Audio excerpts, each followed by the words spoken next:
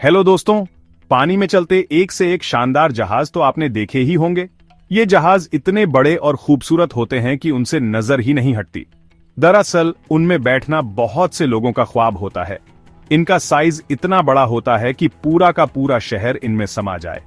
तो ऐसे जहाजों को देखकर हम सबके दिमाग में कई तरह के सवाल आते हैं, जैसे ये बनते कैसे होंगे, इतने बड़े जहाज को पानी में कैसे उतार देते हैं, और सबसे जरूरी बात, जब 1 लीटर पानी में डूब जाती है तो ये इतने बड़े जहाज पानी में डूबते क्यों नहीं। टेंशन मत लीजिए दोस्तों, आप बिल्कुल सही जगह पर हैं। आज इस वीडियो में हम आपके तमाम सवालों के जवाब आपको देंगे और साथ ही आपको बताएंगे कुछ इंटरेस्टिंग फैक्ट्स जो आपको हैरान कर देंगे। तो चलिए शुरू करते हैं। नमस्कार दोस्तों, स्वागत है आपका समिति कार्यालय पर। तो दोस्तों, सबसे पहले देखते हैं कि ये बड़े जहाज और क्रूज बनते कैसे हैं। अगर हम एक बड़े और नए जहाज को देखें तो शायद देखकर यह समझ में आ जाता है कि इसको बनाने में हजारों वर्ष लगते हैं, मगर असल में एक जहाज को बनाने में लगभग 2 से 3 साल का समय लगता है। इसका वजन भी 1 लाख टन से ज्यादा होता है।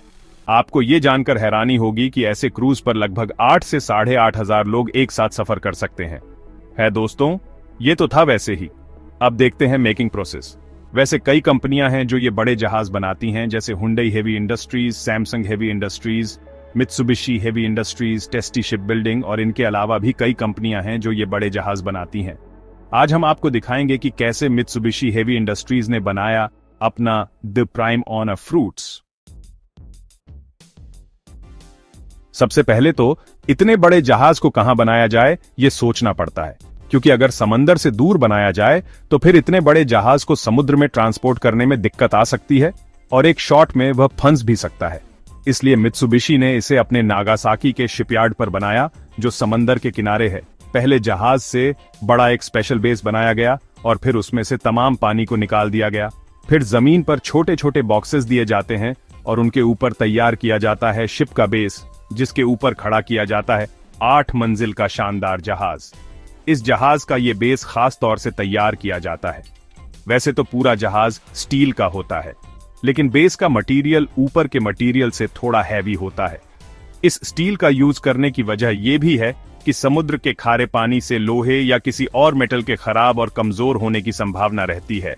और क्योंकि बेस पर सब कुछ डिपेंड करता है, तो पहले सबसे मोटी चादरों से बेस बनाया जाता है और फिर दोबारा उसके ऊपर इसी तरह की रोड बेल्ट की जाती है और फिर उसके ऊपर से प्लेट्स लगाई जाती है, जिससे बेस फ्लोर या यूं कहें कि नींव तैयार की जाती है। इस लैटर यूज करने की वजह यह भी है कि समुद्र के खारे पानी से लोहे या किसी और मेटल के खराब और कमजोर होने की संभावना रहती है। और क्योंकि बेस पर सब कुछ निर्भर करता है, तो सबसे पहले मोटी चादरों से बेस बनाया जाता है और फिर उसके ऊपर इसी रॉड बेल्ट की जाती है। उसके बाद उसके ऊपर से चादर लग जाती है, जिससे बेस फ्लोर या यूं कहें कि नींव तैयार की जाती है। फिर इसी स्टील से ही जहाज की दीवारें बनाई जाती हैं और उसी से फिर कमरों और लॉबी जैसे स्पेस का बेसिक स्ट्रक्चर तैयार किया जाता है। इसी तरह एक एक करके चादर और रॉड से शिप के सारे फ्लोर और शिप का पूरा ढांचा तैयार किया जाता है। उसके बाद शुरू होता है वह हिस्सा जहां इसके अंदर की स्टील की सेटिंग बनाकर सब कुछ अच्छे से तैयार किया जाता है। फिर पूरे जहाज के अंदर बिजली की सप्लाई के लिए वायरिंग की जाती है। लकड़ी और अन्य मटेरियल से जहाज के अंदर कमरे तैयार किए जाते हैं। यानी यूं कहें कि बेसिक डिजाइन के बाद काम शुरू होता है जहाज के अंदरूनी हिस्से को शांत और खूबसूरत बनाने का, जिसके लिए वहां वह सब कुछ बनाया जाता है जिसकी आपको जरूरत पड़ सकती है। शिप को बनाने में लग्जरी का भी पूरा ख्याल रखा जाता है और साथ ही शेप के इंजीनियर इस सृष्टि का भी पूरा ख्याल रखते हुए शिप को बनाते हैं। शिप का इंटीरियर इतना खूबसूरत होता है कि हर कोई देखता ही रह जाए। शिप के अंदर शानदार बेडरूम, बाथरूम के चैन या हुई एफओबी पूजेंगे कसीनो, हॉस्पिटल, यहां तक कि शॉपिंग कॉम्प्लेक्स कितने गजब होते हैं कि पहली नजर में ही मिलाकर वह चीज बनाई जाती है जो आपको किसी खूबसूरत शहर में मिलेगी। आप सभी को डॉग इन चीजों को पानी में चले मरा निशान और खूबसूरत शहर भी बोलते हैं। और जब यह शानदार कुरूप बनकर तैयार हो जाता है तो इसके वेंटिलेशन के लिए शहर का बड़ा सा चैनल तैयार किया जाता है, जो शिप से बाहर तैयार होता है और बाद में उसे बड़ी स्क्रीनों की मदद से चाहत पर फिट कर दिया जाता है। इसके बाद जहाज में इंच 9 ब्रांच का प्रॉब्लम लगा जाता है। ब्राउजर पर लगाने की वजह यह है कि वैसलीन मीडियम और सिलिकॉन का होता है, क्योंकि खारे पानी में जंग नहीं पकड़ता। यह प्रॉब्लम जितनी तेज भूमि का शेष उतना ही तेज चलेगा, इसीलिए कई बड़े शॉप में एक से ज्यादा प्रॉब्लम भी लगाए जाते हैं।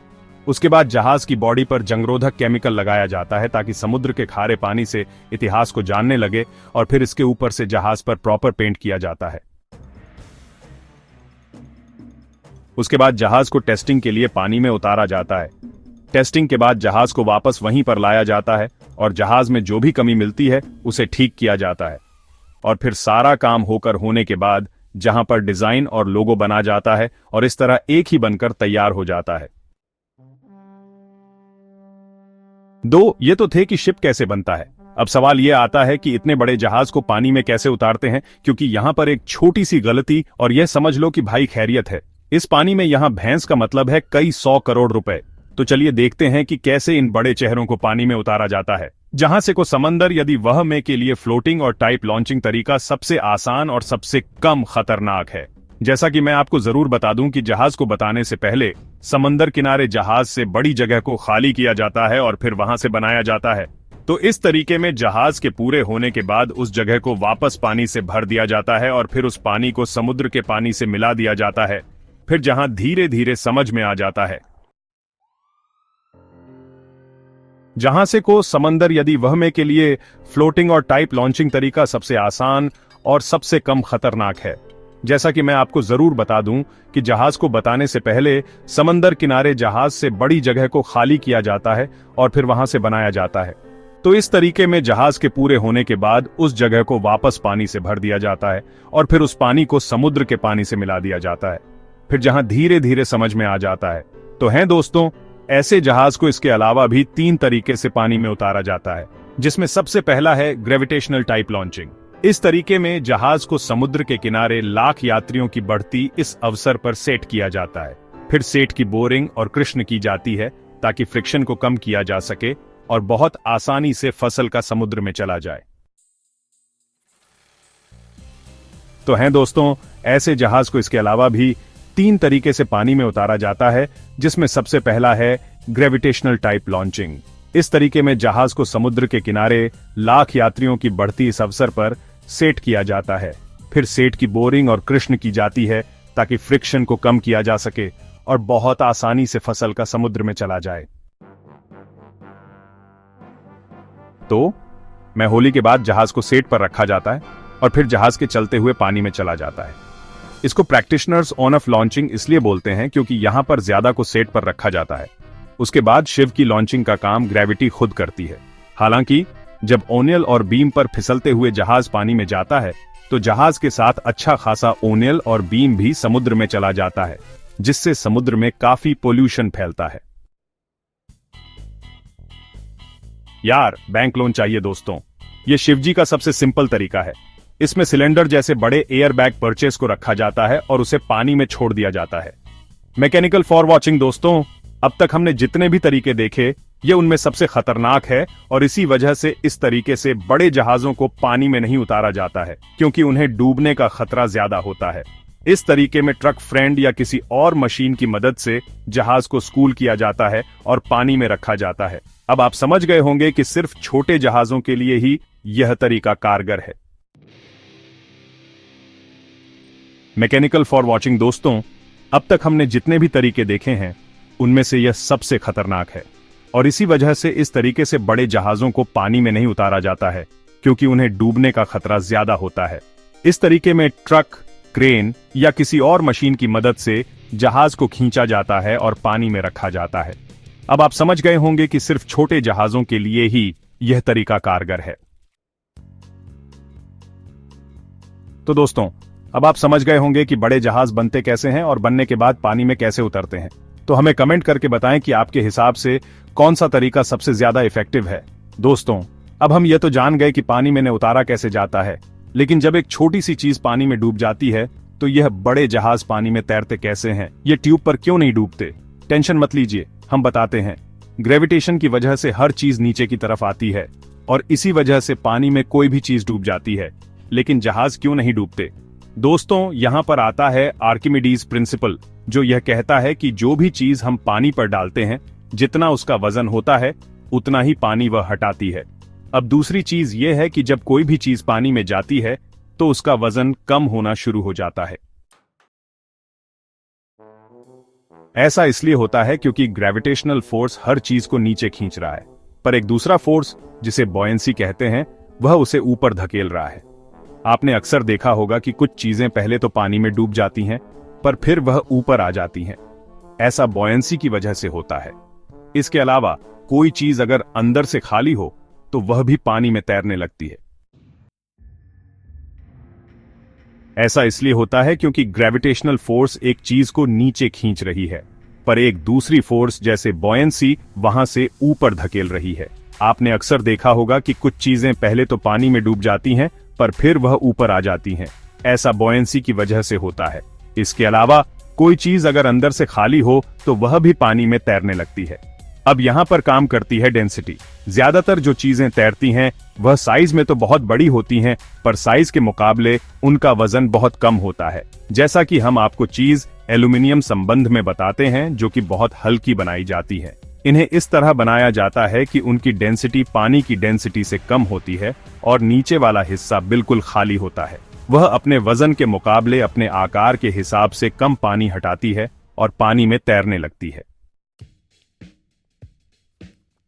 आसान तौर पर समझने के लिए आप एक ही आकार की दो गेंदें लीजिए, एक लोहे की और दूसरी लकड़ी की। जहां लोहे की गेंद का वजन लगभग आधा से 1 किलोग्राम होगा, वहीं लकड़ी की गेंद में 2 से 250 ग्राम वजन होता है। इसी वजह से लोहे की गेंद डूब जाती है और लकड़ी की गेंद तैर जाती है। आसान तौर पर समझने के लिए आप एक ही आकार की दो गेंद लीजिए, एक लोहे की और दूसरी नंबर की। जहां लोहे की गेंद पर लगभग आधा से 1 ऑप्शन होगा, तो वही रहेगा कि गिरफ्तारी होगी और उसमें 2 से 250 ग्राम वजन होता है। और इसीलिए जो रावण की कैद होती है वह कंपनी को सत हटाती है और पानी के ऊपर तैरती है। ऐसा ही होता है बड़े जानवरों के साथ। तो दोस्तों, अगली बार से जब आप जहाज को देखें तो उसके साइज और वजह दोनों को कंपेयर करना। दोस्तों, आप समझ गए होंगे कि जहाज कैसे बनते हैं, उन्हें पानी में कैसे उतारा जाता है और वह पानी में डूबते क्यों नहीं। हम उम्मीद करते हैं कि आपको तमाम सवालों का जवाब मिल गया होगा, पर अगर आपका कोई सवाल बच गया है तो हमें कमेंट करके जरूर बताएं। दोस्तों, अगर आपको वीडियो पसंद आया तो वीडियो को लाइक कीजिए। साथ ही यह दोस्तों के साथ भी इस वीडियो को शेयर करना मत भूलिएगा और हमारे चैनल की लेटेस्ट अपडेट्स के लिए सब्सक्राइब बटन पर क्लिक जरूर करें और बेल आइकॉन को दबाएं। चलिए, फिलहाल के लिए बस इतना ही। जल्द लौटेंगे एक नए वीडियो के साथ। आपका बहुत बहुत शुक्रिया।